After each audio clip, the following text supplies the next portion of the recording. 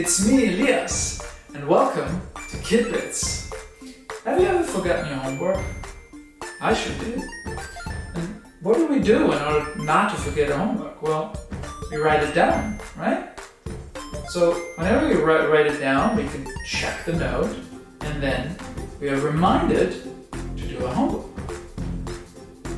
Now the computer does something similar. Now, here we have a big jar, and it says memory. So this represents a computer's memory, where we can store or save information. Now, a rubber duck here is going to be our information.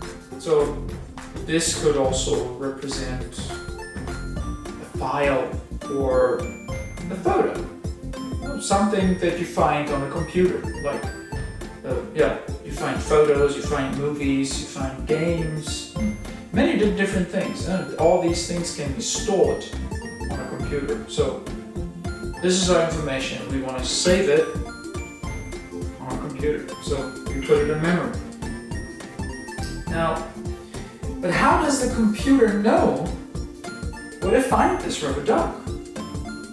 Well, kind of like we write down our homework in order to look at it, to remember that we have to do homework,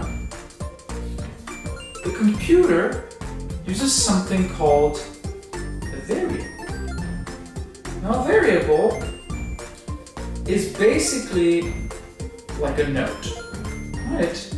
It points to the actual information.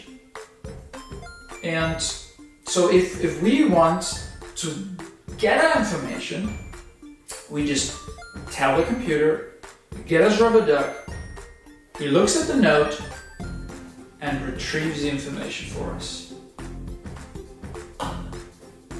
Ta-da! So the next time you have to write something down in order not to forget it or to remember it, remember that the computer stores information in a similar way and labels it with a variable, so we can find the information. That's it for now. Until next time at KidBits.